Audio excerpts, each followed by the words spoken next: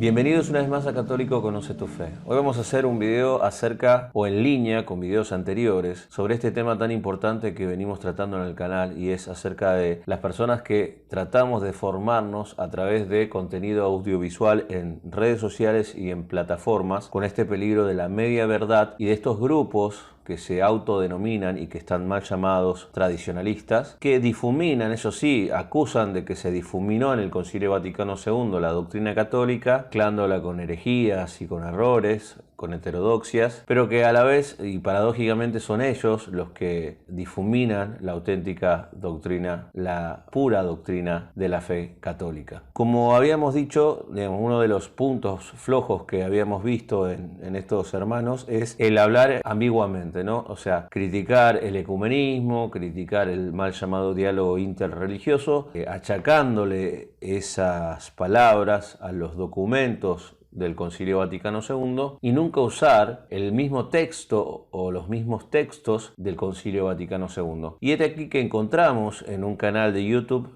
que se llama Verdad en la Red, un video que cita textos de un documento del concilio y específicamente de un tema controversial y un caballito de batalla de estos sectores reaccionarios, que es el ecumenismo. En efecto, el documento sobre el ecumenismo se llamó, del Concilio Vaticano II, Unitatis Redintegratio. Pero aquí, para sorpresa nuestra, vamos a dejar el video completo en la descripción para que el que quiera acceder a la fuente vea toda la película completa, que por una cuestión de tiempo nosotros vamos a tratar los últimos 3 minutos del video para que podamos ver. Un botón sirve de muestra del error medular, de cómo se tergiversa y se incurre en falacias que, repito, son nocivos para los incautos, para aquellos que están desprevenidos y pueden abrazar como lo verdadero, como lo auténticamente católico, aquello que no lo es, y esto pone en riesgo nuestra fe. Por eso es importante el tema de la formación, porque no es una fe, la fe católica no es una mera fe anclada en el emotivismo o la pura emoción, sino que integra estos dos elementos, la afectividad y la inteligencia. La fe inhiere en toda la persona, tanto la caridad como la esperanza, que son dones, son virtudes infusas, no son virtudes adquiridas, sino son dones que recibimos a través del amor misericordioso de Dios. Pero bueno, sin más preámbulos, vamos a comenzar y vamos a compararlo con el texto completo y vamos a señalar lo llamativo del corte que hacen en el texto, ¿no? Ahora vamos a tratar de explicar por qué. Así que vamos a dar comienzos primero con el video y luego contrastarlo con el documento, situándolo en un contexto más completo, ¿no? No sacando de contexto. Así que vamos por ello. Ahora les presentaré algunas declaraciones y frases de los documentos conciliares que son contradictorios. He aquí dos de ellas. Por ejemplo, en el número 11. En ningún caso debe ser obstáculo para el diálogo con los hermanos el sistema de exposición de la fe católica. Es totalmente necesario que se exponga con claridad toda la doctrina. Si tomamos la primera parte, si se remueven todos los obstáculos para cualquier... Bueno, aquí podemos ver la dificultad flagrante, que esto al pasar quizás nadie lo advierta, porque el sesgo de confirmación básicamente lo que hace es eso, ¿no? O sea, buscar toda información que ratifique la posición previamente adoptada. O sea, lo que busco es aquello que me dé la razón y que me sirva para ese fin. No busco objetivamente la verdad, tenga o no razón, o contradiga o no mi posición. Entonces aquí vemos cómo empieza leyéndolo, y fíjense que está bien puesto el texto, está bien puesto, pero está mal leído.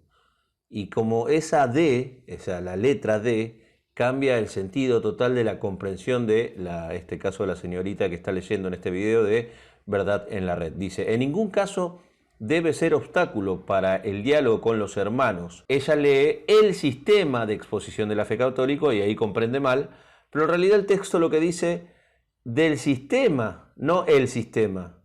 En ningún caso debe ser obstáculo para el diálogo con los hermanos del sistema de exposición de la fe católica. Es totalmente necesario que se exponga con claridad toda la doctrina. Entonces lo que se está diciendo es lo contrario a lo que ella interpretó, o sea, que nunca se oculte y no se deje de exponer lo que el católico cree íntegramente. Y ahora vamos a leer el documento para que ustedes vean cómo lo interpreta ella y lo que realmente el documento dice. Vamos al documento, a la parte que ella citó, que es el número 11. En efecto, dice: la forma de expresar y de exponer la doctrina de la fe. Esto es lo que dice el documento conciliar del Vaticano II sobre el ecumenismo en el punto 11. En ningún caso debe ser obstáculo para el diálogo con los hermanos del sistema de exposición de la fe católica. Es totalmente necesario que se exponga con claridad toda la doctrina. Nada es tan ajeno al ecumenismo como el falso irenismo, que pretendiera desvirtuar la pureza de la doctrina católica y obscurecer su genuino y verdadero sentido. La fe católica hay que exponerla al mismo tiempo con más profundidad y con más rectitud para que tanto por la forma como por las palabras pueda ser cabalmente comprendida también por los hermanos separados. Finalmente, en el diálogo ecumenista, los teólogos católicos, bien imbuidos de la doctrina de la Iglesia, al tratar con los hermanos separados de investigar los divinos misterios, deben proceder con amor a la verdad, con caridad y con humildad. Al afrontar las doctrinas, no olviden que hay un orden o jerarquía de las verdades en la doctrina católica por ser diversa su conexión con el fundamento de la fe cristiana. De esta forma se preparará el camino por donde todos se estimulen a proseguir con esta fraterna emulación hacia un conocimiento más profundo y una exposición más clara de las incalculables riquezas de Cristo. Entonces, volvemos al video y seguimos. A partir de ese pequeño error al principio, se sigue un gran error al final, que es por no comprender el texto, por una incomprensión del texto, se le hace decir al texto lo que el texto no dice. Y encima que el texto lo dice de forma clara. Obstáculos que podrían haber en ese diálogo, pues todo lo que los protestantes rechazan. ¿Y qué es lo que rechazan? El carácter del sacerdocio, la supremacía de Pedro, el carácter de sacrificio de la misa, la transubstanciación, la intercesión de los santos, los dogmas acerca de la Santísima Virgen María, el purgatorio, etc. Aquí también vamos a hacer una salvedad muy importante, una aclaración, ¿no? O sea, los hermanos separados no rechazan. De hecho, el documento inicia diciendo eso, que una cosa son los primeros reformadores que sí eran católicos y luego rechazaron lo que recibieron por fe y en la catequesis, y otra cosa los que ya nacieron en esa tradición cristiana, que en rigor no rechazan, sino que no creen en lo mismo que nosotros por tradición.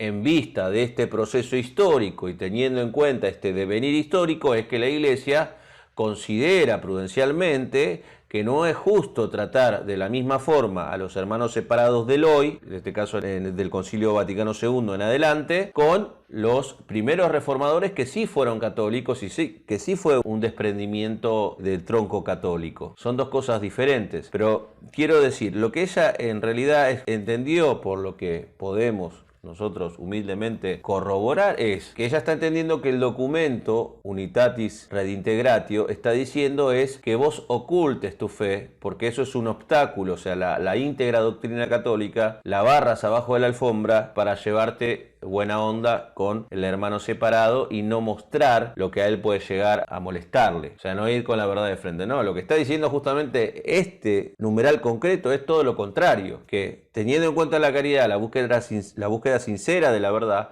se exponga íntegra la doctrina y se sea sincero. Mirá, nosotros los católicos creemos esto, y que se exponga con claridad, ¿sí?, en ese diálogo ecuménico. Y lo mismo ellos, tratando siempre en un diálogo cordial, ameno y cristiano, ¿no? Porque una de las principales virtudes, la más importante, y lo dice el mismo San Pablo, es la caridad, más que la fe y la esperanza. No quiere decir que la fe y la esperanza no, pero es la caridad. Entonces aquí vemos en esta página de Verdad en la Red que confunden todo mal. O sea, fíjense el error, ¿no? Y uno dice, esto no es solamente de Verdad en la Red y de esta señora que no conocemos y que tendríamos mucho gusto en conocerla, sino del mismo Lefebvre y de todos sus seguidores, que esto es lo que interpretan. O sea, son muy falibles, demasiado falibles, pero desde esa absoluta falibilidad que tienen, y que tenemos todos, por cierto, osan ir contra el magisterio de la Iglesia, del último Concilio Universal o Ecuménico, que sabemos por fe, creemos con el corazón y con nuestra fe, que goza de la asistencia ni más ni menos que del Espíritu Santo, de Dios, contra la fuerza del Espíritu. O sea, eso es una crisis de fe. O sea, ver el concilio como un acto meramente humano por mi comprensión limitadísima de los textos, y acá estamos viendo su comprensión totalmente limitada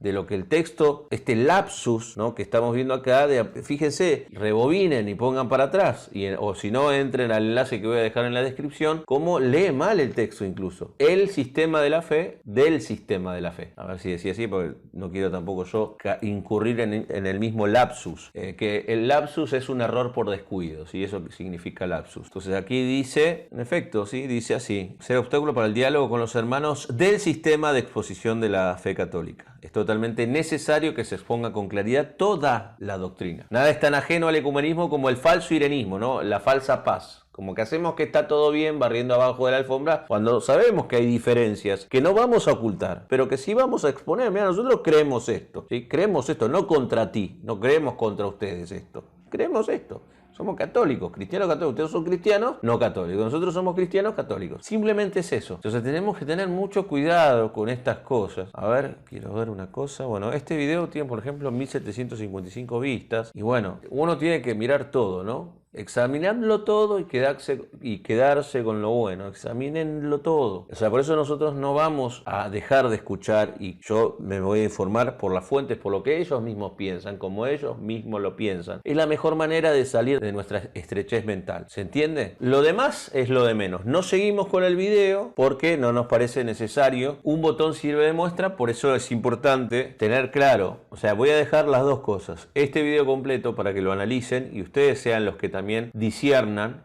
y ejerciten su pensamiento crítico y traten y hagan el esfuerzo de comprender, desasidos de todo prejuicio y de toda tendencia al sesgo de la confirmación. Y el texto, ¿no?, el texto Unitatis Redintegratio, para que si quieren leerlo, lo recomiendo, ¿no?, porque es un tema que está en controversia constante, ¿no? Acuérdense que los puntos fundamentales de la ruptura o del cisma de los seguidores del EFET es, o por qué no están en comunión plena con nosotros, uno de los puntos son el tema del ecumenismo, que rechazan del concilio, el tema del diálogo con las religiones no cristianas, que sería el documento Nostra Aetate, y también el tema, bueno, posterior, o sea, la reforma que lleva adelante el concilio y que pide que se lleve adelante con la constitución sobre la liturgia Sacrosanctum Concilium, que luego se adoptará en la reforma definitiva del misal romano, la edición típica de 1970, que luego también ahí promulgará en esa línea, luego de la edición típica de San Pablo VI, o editada por promulgada por San Pablo VI, otro Papa Santo, que fue San Juan Pablo II. Así que bueno, tenemos que tratar de leer, tratar de formarnos, tratar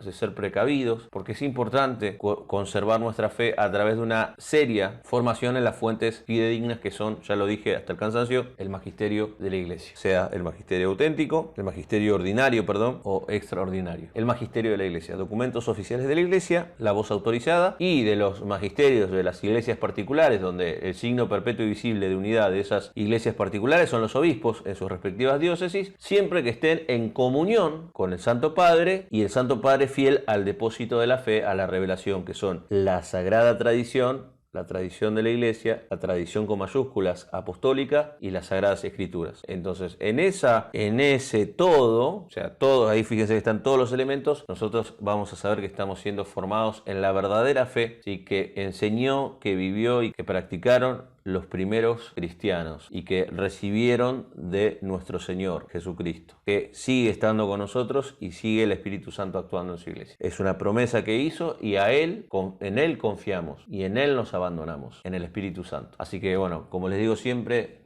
muchas gracias por estar, Dios los bendiga y hasta otra vez.